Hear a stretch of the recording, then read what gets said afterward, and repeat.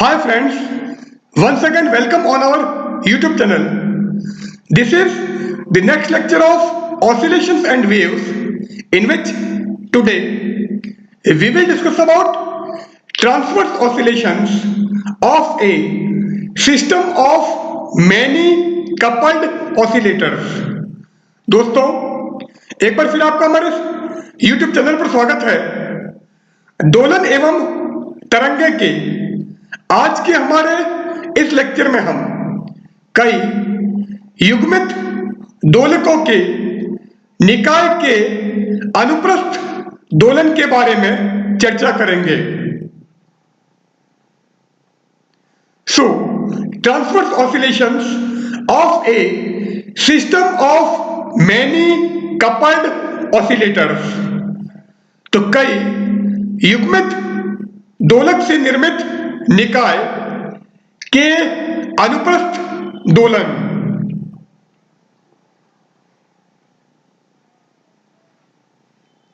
Now, here we have number of oscillators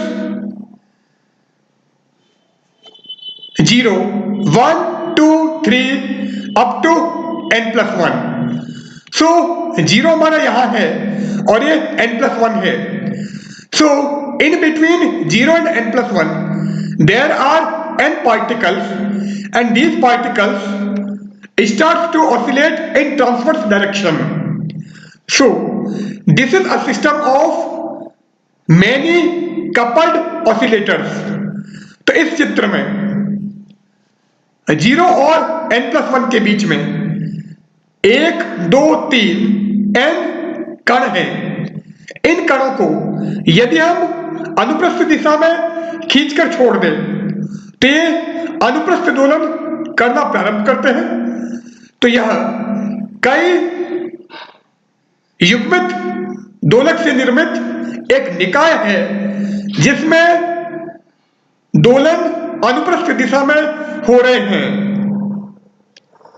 So 1, 2, 3 up to n are n masses attached to a weightless flexible elastic string। तो यहां पर 1, 2, 3 n द्रव्यमान हैं जो एक भारहीन प्रत्यास्थ लचीली डोरी से जुड़े हैं। So this is a weightless flexible elastic string। तो ये हमारी एक भारहीन लचीली प्रत्यास्थ डोरी है। A is the separation between two masses। दो द्रव्यमानों के बीच अंतर A है। So ये हमारा A, ये भी A, ये भी A। तो किन्हीं दो क्रमागत द्रव्यमानों के बीच अंतर A है। So A is the separation between two masses। Let these particles undergo a small displacement in transverse direction to the string। माना ये कण डोरी की अनुप्रस्थ दिशा में अल्प विस्थापन करते हैं। तो हम क्या करते हैं, किसी पार्टिकल को ऊपर खींच के छोड़ देते हैं। तो जैसे आप ऊपर खींच के छोड़ोगे ये जो पार्टिकल्स हैं, ये जो कण हैं, ये अनुप्रस्थ दिशा में दोलन करना प्रारंभ करेंगे। Also, a constant tension exists at all points of the string। साथ ही डोरी के सभी बिंदुओं पर एक नियत तनाव होता है। So this is the case in which particles are oscillating in transverse direction। तो यह वह स्थिति है जिसमें कण अनुप्रस्थ दिशा में दोलन करते हैं। Let at any instant the displacement of particle 1, 2, p, n are y1, y2, yp, yn respectively। माना किसी समय कण 1, 2, P, N का अनुप्रस्थ विस्थापन y1, y2, yp, yn है।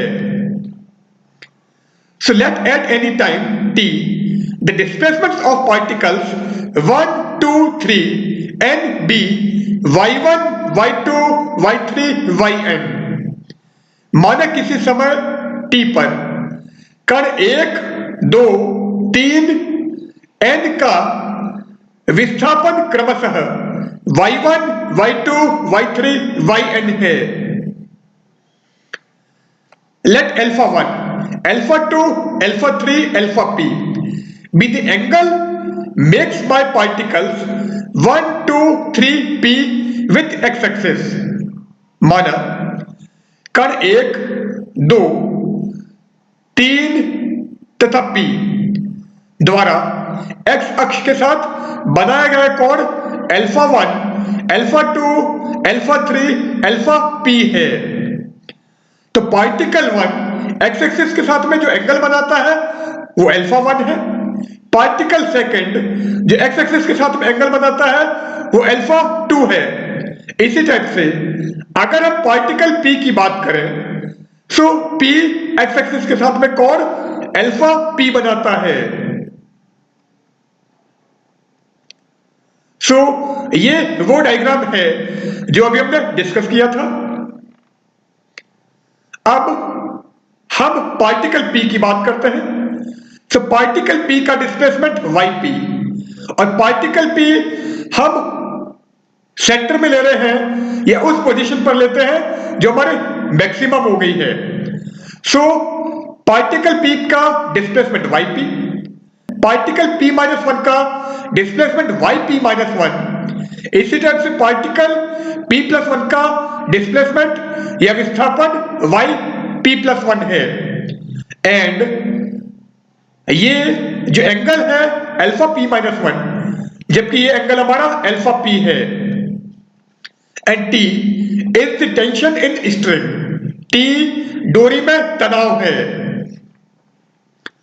Let alpha p-1 and alpha p be the angles of particle p with x-axis। माना कण p का x अक्ष के साथ कोण अल्फा p-1 तथा अल्फा p है। तो ये जो p पार्टिकल है ये इससे जस्ट पहले वाले पार्टिकल के साथ में अल्फा p-1 एंगल बनाता है x एक्सिस के साथ में। इसी तरह से p इसके जस्ट बाद वाले पार्टिकल मींस p+1 के साथ में x एक्सिस के साथ में अल्फा p एंगल बनाता है, अल्फा p कोण बनाता है। Here we consider only about the nearest neighbor interaction of any particle। यहां हम किसी भी कण का केवल उसके समीप वाले कण के साथ क्रिया लेते हैं। तो कोई भी कण है या कोई भी पार्टिकल है वो नियरेस्ट नेबर के साथ में या समीप वाले कण के साथ में जो क्रिया करेगा, जो इंटरेक्शन होगा, उसी की हम यहां पर बात कर रहे हैं। तो अगर पार्टिकल p ले रहे हो तो p के साथ में p-1 एंड p+1 का इंटरेक्शन हम कंसीडर करेंगे। इसके अलावा किसी भी कण का हम p कण के साथ में क्रिया पर विचार नहीं करेंगे। नाउ साइन अल्फा p-1 हमको निकालना है। ये एंगल हमारा अल्फा p-1 है। Sine theta equal to perpendicular upon hypotenuse. Angle ये है, इसका मतलब परपेंडिकुलर हमारा ये हो गया और ये क्या होगा yp माइनस yp-1। परपेंडिकुलर ये लंब yp माइनस yp-1 होगा, जबकि हाइपोटेन्यूज या कर्ड, क्योंकि पार्टिकल बहुत पास पास में है इसलिए ये डिस्टेंस और ये डिस्टेंस ऑलमोस्ट सेम होगी, लगभग बराबर होगी। ये हमारा a हो जाएगा क्योंकि ये हमारा a है। Sine alpha p-1 is equal to yp minus yp-1 upon a। Similarly if we want to find the sin alpha p, इसी प्रकार यदि हम sin alpha p का मान ज्ञात करें तो sin alpha p क्या हो जाएगा, ये हमारा परपेंडिकुलर और ये हाइपोटेन्यूज, तो ये लंब और ये कर्ड, और मैंने कहा है ये और ये ऑलमोस्ट सेम है, तो हाइपोटेन्यूज ये कर्ड हमारा ए होगा, जबकि परपेंडिकुलर ये लंब yp minus yp plus 1, so sine alpha p equal to yp minus yp plus 1 upon a, so sine alpha p equal to yp minus yp plus 1 upon a.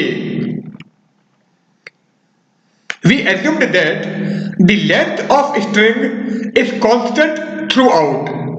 यहां हमने यह माना है कि रस्सी की लंबाई हर स्थिति में नियत रहती है, तो स्ट्रिंग के या रस्सी के किसी भी भाग पर विचार करें वहां पर उसकी लंबाई नियत रहती है, लेंथ उसकी कांस्टेंट रहती है.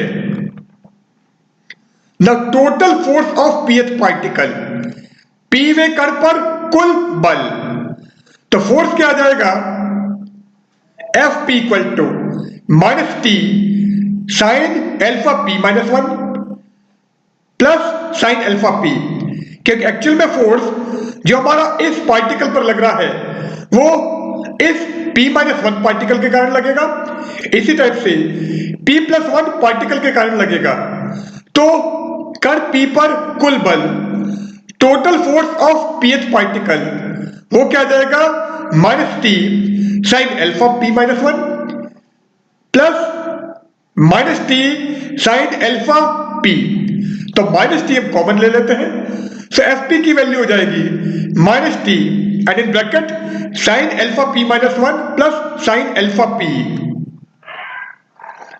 And sine alpha p minus 1 हमारा ये है, साइन एल्फा p ये है, तो साइन अल्फा p माइनस 1 की वैल्यू ये और साइन अल्फा p की वैल्यू अगर हम ये यहां पर रखें तो minus t upon a common आ जाएगा, और ब्रैकेट में क्या बचेगा, y p minus y p minus 1 plus y p minus y P plus 1, so f p की वैल्यू हमारी ये हो जाएगी. नाउ एफ पी अभी हमने ये निकाला है, so fp equal to minus t upon a yp plus yp twice yp minus yp minus 1 minus yp plus 1, so minus yp minus 1 minus yp plus 1, so fp हमारा ये हो गया. अब हम क्या करते हैं, इस माइनस को अंदर ले लेते हैं, तो जैसे आप इस नेगेटिव को अंदर लेके जाओगे fp क्या हो जाएगा, fp equal to t upon a y P plus 1 plus y p minus 1 minus twice y P, तो एफ पी की वैल्यू हमारी ये हो जाएगी. Now equation of motion of pth particle, p वे कण की गति का समीकरण, क्योंकि f equal to m a होता है, a का मतलब पार्टिकल p का एक्सेलरेशन या p वे कण का त्वरण, एंड क्योंकि पार्टिकल हमारा y डायरेक्शन में मूव करता है इसलिए एक्सेलरेशन ये त्वरण क्या हो जाएगा, d2y अपॉन dt2, और हम pth पार्टिकल की बात कर रहे हैं, एंड pth पार्टिकल या p वे कण का विस्थापन yp है, since the displacement of pth particle is yp, so the acceleration of pth particle will be d2yp upon dt2, अतः p वे कण का त्वरण d2yp upon dt2 होगा. So equation of motion of pth particle या p वे कण की गति का समीकरण m d2yp upon dt2 is equal to fp की वैल्यू ये है, सो t अपॉन a yp plus 1 plus yp minus 1 minus twice yp, so हमको ये इक्वेशन मिल गई है.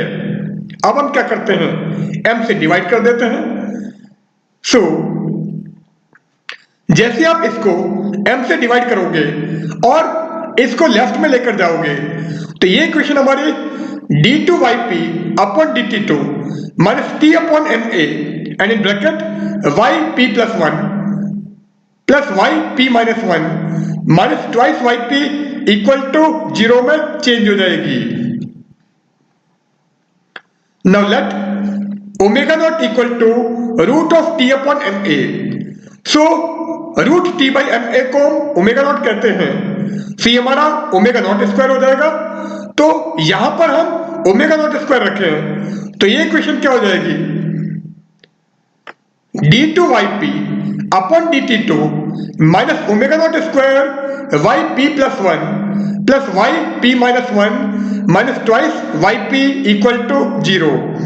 सो ये इक्वेशन हमारी इस फॉर्मेट में चेंज हो जाएगी। नाउ d2yp अपॉन dt2, अब ये माइनस और ये minus, so this will be twice omega not square yp and remaining term को एज इट इज लिखो, so minus omega not square and in bracket yp plus 1 plus yp minus 1 is equal to 0। So equation of motion of pth particle will be this one and this is differential equation of pth particle. यह pवे कण का अवकल समीकरण है। Now ये equation अभी हमने निकाली है। नाउ नॉर्मल मोड्स या सामान्य विधा, for finding it let the solution of pth particle be. सामान्य विधा का मान ज्ञात करने के लिए माना pवे कण का हल yp equal to ap cos omega t है। So let this is the solution of pth particle। माना यह pवे कण का हल है, तो pth पार्टिकल का जो इक्वेशन ऑफ मोशन है वो हमारा ये है और इसका सॉल्यूशन हमने ये माना है। Here p equal to 1, 2, 3 and so on and ap is the amplitude of pth particle, तथा यहां पर ap pवे कण का आयाम है। नाउ अगर हम इसका डिफरेंशियल करें तो हमको pth पार्टिकल की वेलोसिटी मिलेगी या pवे कण का वेग मिलेगा। So on differentiating this equation, इस समीकरण का अवकलन करने पर, so vp equal to dyp upon dt, ap हमारा कांस्टेंट है एंड cos ओमेगा t का differential minus omega sin omega t, so vp equal to minus omega ap sin omega t। Now if we again differentiate this equation with respect to time, यदि हम इस समीकरण का पुनः समय t के सापेक्ष अवकलन करें, so d2yp upon dt2 is equal to minus omega ap हमारे constant and sin omega t का differential omega cos omega t। तो एक ओमेगा हमारे पास में यहां है और एक ओमेगा यहां से आ गया, so this will be minus omega square A P cos omega T and since A P cos omega T is Y P, चूंकि A P cos omega T Y P है, so D two Y P upon D T two will be minus omega square Y P. तो D two Y P upon D T two का मान minus omega square Y P होगा। Similarly, yp plus 1 is equal to ap plus 1 cos omega t, क्योंकि yp हमारा ये है और yp plus 1 निकालना है तो सिंपली हम p की जगह p plus 1 रखते हैं। सो yp plus 1 equal to ap plus 1 cos omega t and yp minus 1 will be ap minus 1 cos omega t। Now we substitute the value of yp plus 1, yp minus 1 and d2yp by dt2 in this equation। तो इस समीकरण में d2yp upon dt2, yp plus 1 तथा yp minus 1 का मान रखने पर, तो इसकी जगह हम माइनस ओमेगा स्क्वायर ए पी कॉस ओमेगा टी रखेंगे। सो माइनस ओमेगा स्क्वायर ए P cos omega T plus twice omega square Y P, और वाई पी हमारा क्या है, A P cos omega T. So ये क्या हो जाएगा, plus 2 omega not square A P cos omega T minus omega not square, so minus omega not square Y P plus 1 A P plus 1 cos omega t है, and y p minus 1 A P minus 1 cos omega t है। तो यहां से हमारा cos omega t common आ जाएगा, and bracket में क्या बचेगा, a P plus 1 plus A P minus 1। तो ये इक्वेशन हमारी इस फॉर्मेट में चेंज हो जाएगी। अब हम क्या करते हैं, cos omega t cos omega t cos omega t common लेके कैंसिल हो जाएगा। So cos omega t will be cancel out by taking it as common. तो जैसे आप कॉस ओमेगा टी को कॉमन लेते हो, ये हमारा कैंसिल हो जाएगा। तो इक्वेशन क्या बचेगी, minus omega square A P plus twice omega not square A P minus omega not square and in bracket a P plus 1 plus A P minus 1 is equal to 0। तो equation हमारी इसमें change हो जाएगी। Now ये equation अभी हमने निकाला है।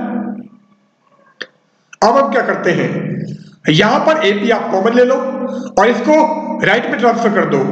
तो जैसे आप ए पी यहां पर कॉमन लोगे, ब्रैकेट में क्या बचेगा, minus omega square plus twice omega not square is equal to, इसको हमने राइट में ट्रांसफर किया। So omega not square and in bracket a P plus 1 plus A P minus 1 and a P plus 1 plus A P minus 1 upon A P क्या आ जाएगा, minus omega square plus twice omega not square upon omega not square, क्योंकि a P को हमने नीचे transfer किया। So omega not square इसके नीचे आ जाएगा। So A P plus 1 plus A P minus 1 upon A P will be minus omega square plus twice omega not square upon omega not square. Here p equal to 1, 2, 3 and so on. Since the right hand side of this equation is constant and does not depend on p for a particular value of omega, चूंकि इस समीकरण का दायां पक्ष means right hand side एक नियतांक है, क्योंकि इसका मान ओमेगा के एक नियत मान के लिए p पर निर्भर नहीं करता है। So the left hand side must be a constant and is independent of p। इसलिए इस समीकरण का बायां पक्ष यानी लेफ्ट हैंड साइड भी एक नियतांक होगी तथा इसका मान भी p पर निर्भर नहीं करेगा, क्योंकि इस समीकरण का राइट हैंड साइड कांस्टेंट है एंड ओमेगा के एक विशेष मान के लिए यह p पर निर्भर नहीं करता है। इसलिए इसका लेफ्ट हैंड साइड भी कांस्टेंट होगा और यह भी हमारा p पर डिपेंड नहीं करेगा। Let the amplitude of pth particle be, माना pवे कण का आयाम ap equal to b sin p alpha है। तो pवे कण का आयाम ap है जो कि माना b sin p अल्फा है। So amplitude of pth particle will be this one. So ap plus 1 will be b into sin p plus 1 alpha and ap minus 1 will be b sin p minus 1 alpha. Here alpha is some known constant. यहां alpha कोई नियतांक है। सो AP हमने ये निकाला है, AP -1 ये था और एपी +1 ये है। सो एपी हमने ये माना, सिमिलरली एपी -1 ये है एंड एपी +1 ये है। Now AP +1 plus AP -1 upon AP अगर निकालें तो एपी +1 की जगह ये, एपी -1 की जगह ये एंड एपी की जगह हम ये रख देते हैं। So B sine p +1 alpha plus B sine p -1 alpha upon B sine P alpha. तो ऊपर से आप b कॉमन ले लो, तो जैसे आप b कॉमन लोगे ब्रैकेट में क्या रहेगा, sine p plus one alpha plus sine p minus one alpha divided by b sine p alpha. तो b हमारा कैंसिल हो जाएगा, so A P plus one plus A P minus one upon A P क्या आ जाएगा, sine p plus one alpha plus sine p minus one alpha upon sine p alpha. Now यहां पर हम sine c plus sine d का formula लगा देते हैं। So sine c plus sine d क्या होता है, 2 sine c plus d by 2 cos c minus d by 2। So यहां पर c p plus one into alpha है, जबकि d p minus one into alpha है। सो ये क्या हो जाएगा, twice sine p plus one into alpha plus p minus one into alpha upon 2 cos p plus one into alpha minus p minus one into alpha upon 2 divided by sine p alpha. Now ये क्या हो जाएगा, twice sine p plus one plus p minus one into alpha upon 2। So p plus one plus p minus one into alpha upon 2 cos p plus one minus p plus one into alpha upon 2। So cos p plus one minus p plus one alpha by 2 divided by sine p alpha. Now इस one से ये one cancel हो जाएगा और यहां पर इस p से ये p कैंसिल हो जाएगा। So this will be 2 sine 2p alpha upon 2। So 2p alpha upon 2p alpha हो जाएगा, जबकि यहां पर cos 2 alpha upon 2। So this will be cos alpha. So 2 sine p alpha cos alpha upon sine p alpha. So A P plus one plus A P minus one upon A P की value हमको ये मिल जाएगी। Now यहां पर sign P alpha and sine P alpha को cancel कर दो।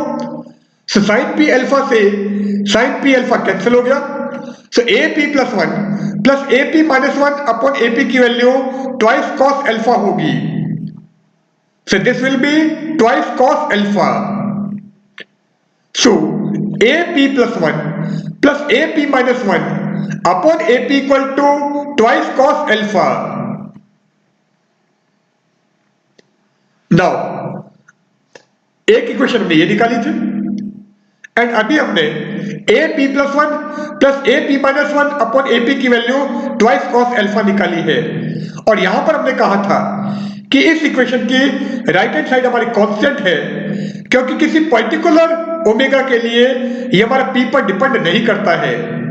चूंकि किसी ओमेगा के निश्चित मान के लिए इस समीकरण का दायां पक्ष पी पर निर्भर नहीं करता है। इसका मतलब इसका जो लेफ्ट हैंड साइड है या बायां पक्ष है वो भी हमारा कांस्टेंट होगा, पी पर डिपेंड नहीं करेगा।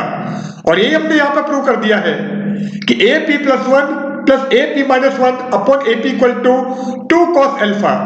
It means this side does not depend on p। अतः यह भाग p पर निर्भर नहीं करता है। Thus, the left hand side of this equation is independent of p। अतः इस समीकरण का बायां पक्ष p पर निर्भर नहीं करता है। किस समीकरण का? इस समीकरण का।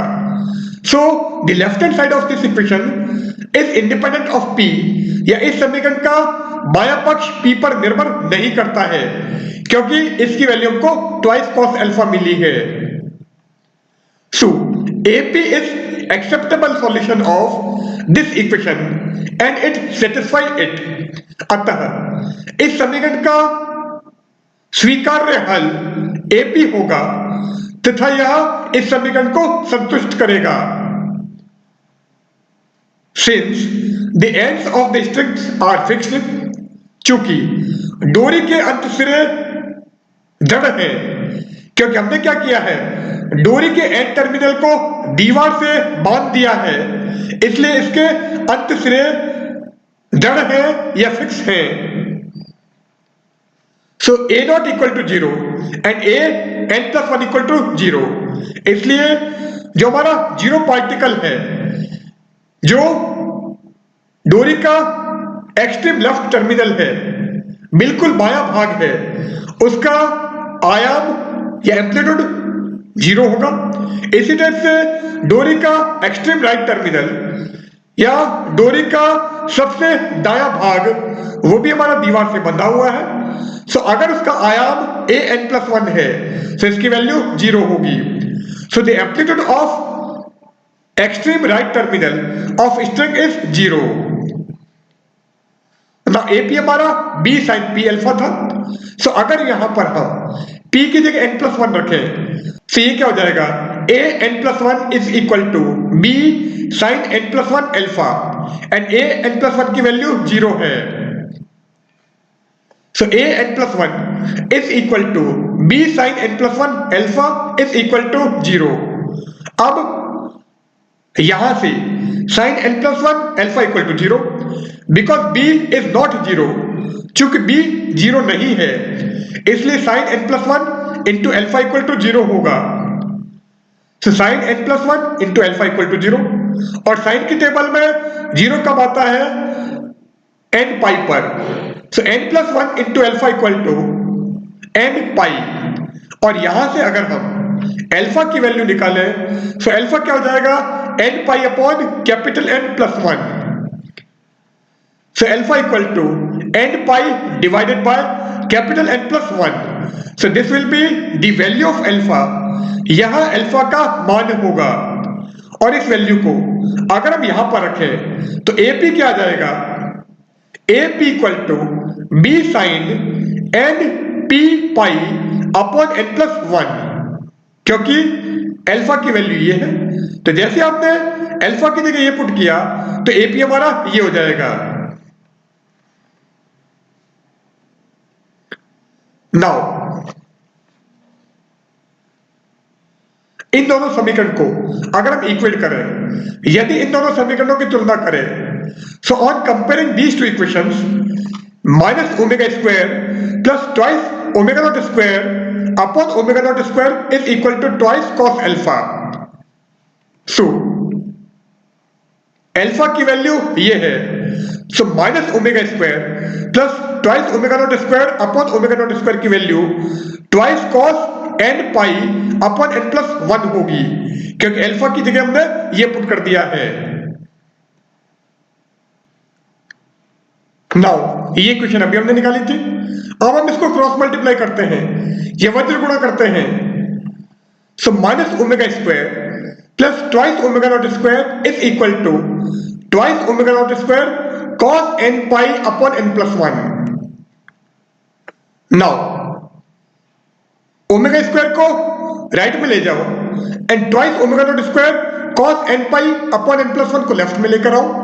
तो जैसे ही लेफ्ट में लेकर आओगे, twice omega not square common आ जाएगा, एंड ब्रैकेट में क्या बचेगा, 1 minus cos N pi upon N plus 1, और राइट हैंड साइड में हमारे पास में ओमेगा स्क्वायर। सो हमको ये इक्वेशन मिल जाएगी। So omega square equal to twice omega not square and 1 minus cos theta क्या होता है, 2 sine square theta by 2।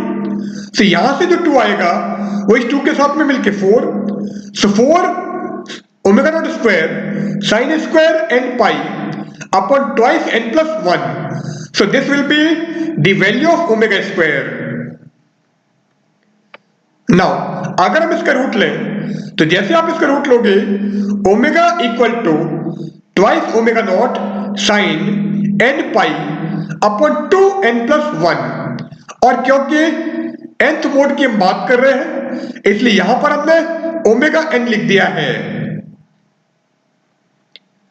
This is the allowed frequencies of normal mode. यह सामान्य विधा की स्वीकार्य आवृत्तियां हैं।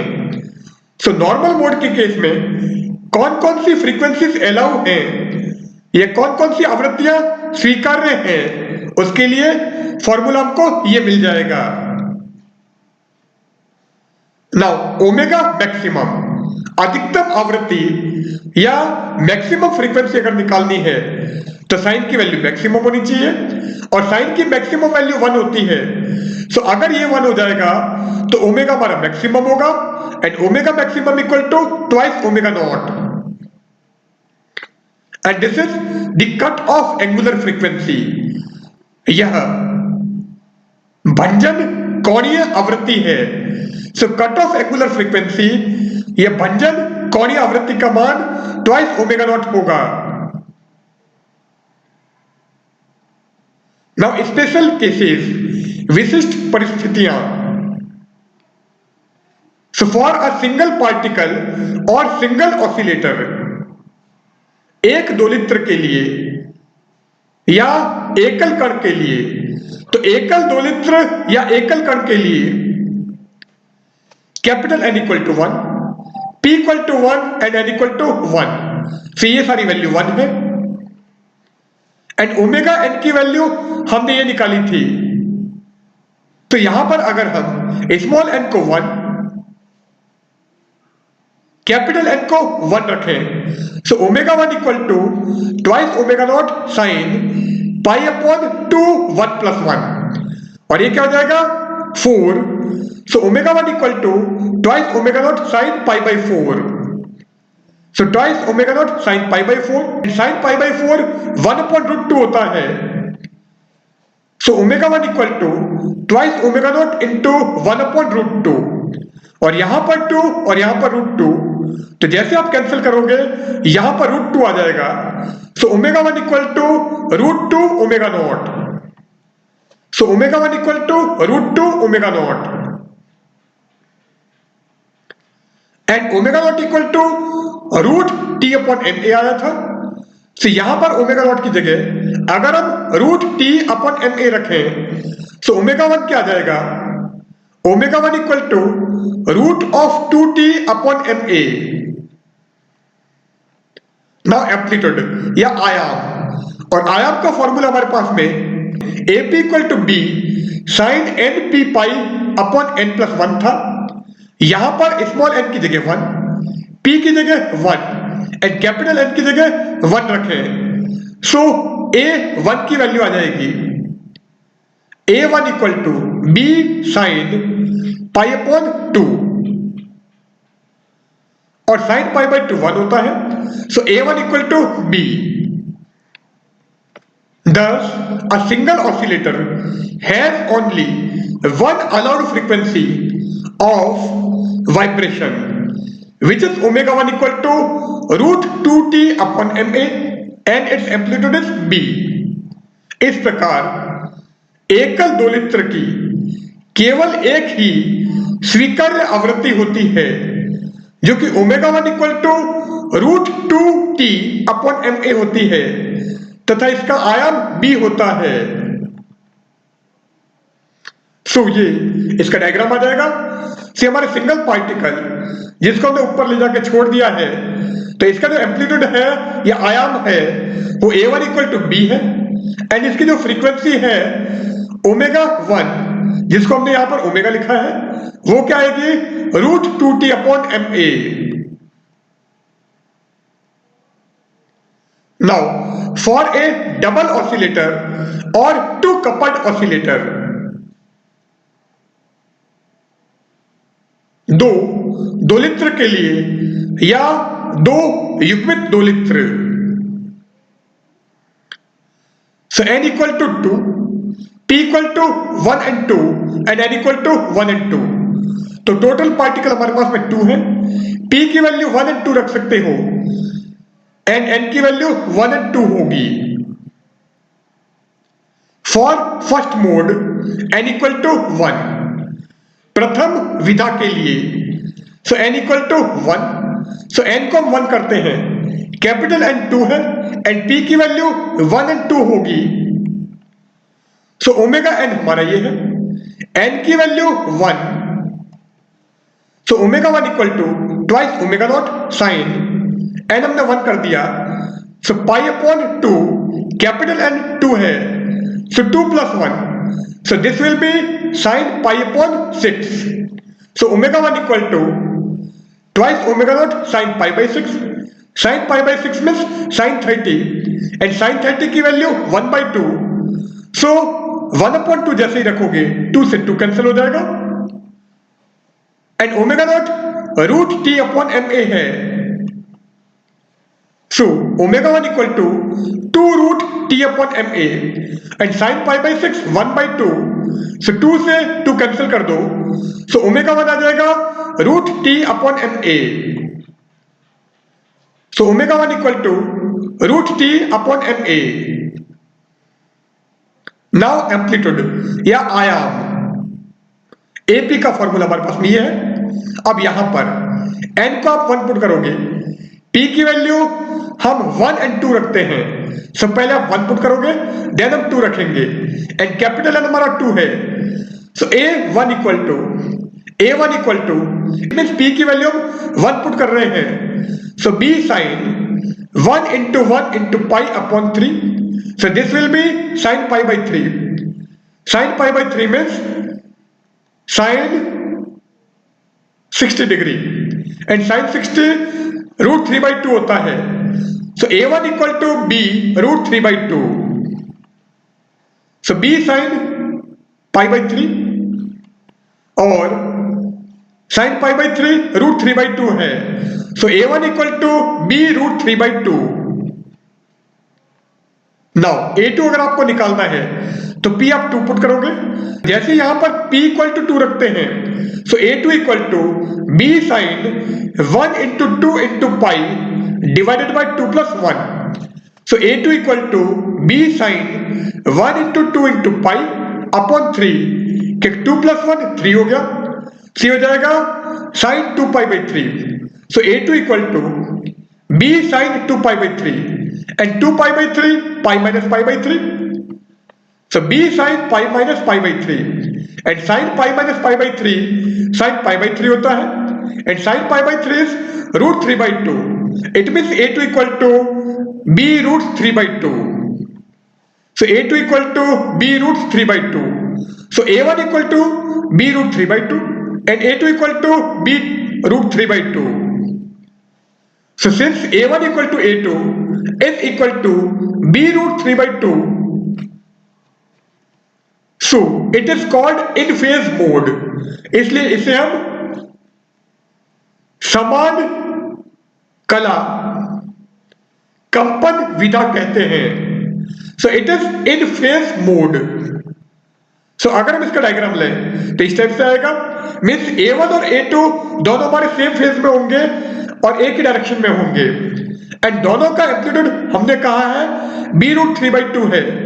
सो A1 हमारा ये A2 ये दोनों की वैल्यू सेम है और दोनों एक ही डायरेक्शन में है. सो n इक्वल टू 2 पर ओमेगा 1 की वैल्यू मीन्स फर्स्ट मोड की बात कर रहे हैं. So omega 1 equal to root T upon M A and A1 equal to A2 equal to B root 3/2. Now n equal to 2 था, P equal to 1 and 2 and n equal to 1 and 2. Now for second mode n equal to 2. द्वितीय विधा के लिए n equal to 2. So यहां पर n को हम 2 रखते हैं. P की वैल्यू 1 and 2 होगी जबकि कैपिटल N 2 होगा. ओमेगा n हमारा ये है. सो ओमेगा 2 इक्वल टू, क्योंकि n हम 2 यूज कर रहे हैं, so omega 2 equal to twice omega naught sine 2 pi upon 2 into 2 plus 1. So this will be 2 pi upon 6. So omega 2 equal to twice omega naught sin pi by 3. क्योंकि 2 pi by 6 pi by 3 होगा. So omega 2 की value हमारी ये होगी. And sin pi by 3 is sin 60. And sin 60 is root 3/2. So 2 से 2 cancel कर देते हैं. So omega 2 क्या आ जाएगा? ओमेगा नॉट हमारे ये है. So omega 2 equal to twice root T upon M a, क्योंकि omega naught root T upon M A है. सो यहां पर हमने ओमेगा नॉट की वैल्यू रखी है. Sine pi by 3 root 3/2. So 2 से 2 कैंसिल करो. सो ओमेगा 2 क्या आएगा? √3t upon ma. So omega 2 equal to √3t upon ma. Now amplitude या आयाम, तो p की वैल्यू पहले 1 रखते हैं, फिर p इक्वल टू 2 करते हैं. सो AP हमारा ये है. सो अगर p को 1 रखें, so A1 equal to b sine 2 into 1 into pi upon 2 plus 1. So A1 equal to b sine 2 into 1 into pi upon 2 plus 1 means 3. So A1 equal to b sin 2 pi by 3. So b sin 2 pi by 3 and sin 2 pi by 3 sin pi by 3 के equal था. So sin pi by 3 root 3 by 2 है. So A1 equal to b root 3 by 2. Now A2 equal to b sin, p को 2 कर रहे हैं. So A2 equal to b sin n2 p2 pi upon 2 plus 1. So b sin 2 into 2 into pi upon 3. So this will be sin 4 pi by 3. So A2 equal to b sin 4 pi by 3 and sin 4 pi by 3 क्या हो जाएगा, sin pi plus pi by 3. So A2 equal to b sin pi plus pi by 3 and sin pi plus pi by 3 is minus sin pi by 3. So A2 equal to minus b sin pi by 3. Sin pi by 3 means sin 60. Sin 60 equal to root 3 by 2. So A2 equal to minus b root 3 by 2. So A2 equal to minus b root 3 by 2. So A1 हमारा b root 3 by 2 and A2 equal to minus b root 3 by 2 है. So दोनों का amplitude same है, पर दोनों का phase opposite है, दोनों की कला विपरीत है. Since A1 equal to minus A2 equal to b root 3 by 2, so it is called out of phase mode. इसलिए यहां विपरीत कला वाली विधा कहलाती है. So ये इसका डायग्राम आ जाएगा. So it represents out phase mode. यहां विपरीत कला वाली विधा दर्शाता है. तो A1 हमारा b रूट 3 by 2 है, A2 भी b रूट 3 by 2 है, पर ये हमारा अपोजिट डायरेक्शन में है, ये विपरीत दिशा में है. सो n इक्वल टू 2 के लिए A1 equal to minus A2 equal to b root 3 by 2 and omega 2 की value root 3t upon ma है. तो उसके लिए डायग्राम हमारा ये हो जाएगा. Now if there are 3 or 4 particles, then the different modes of vibrations of the particles will be. यदि 3 या 4 कण हो तो उस अवस्था में कण की विभिन्न कंपन विधाएं निम्न प्रकार होंगी. सो 3 पार्टिकल के केस में डायग्राम हमारा ये होगा एंड n इक्वल टू 4 के लिए डायग्राम हमारा ये हो जाएगा. So small n equal to 1 के लिए हमारा ये mode of vibration, n equal to 2 के लिए ये vibration, n equal to 3, n equal to 4 and यहां पर 4 पार्टिकल के लिए n equal to 1, n2, n3 and n4. ये हमारे डिफरेंट मोड ऑफ वाइब्रेशन आ जाएंगे या विभिन्न कंपन विधाएं होंगी. So here we end our session. In this session we have studied about transverse oscillations of many coupled oscillator. So goodbye.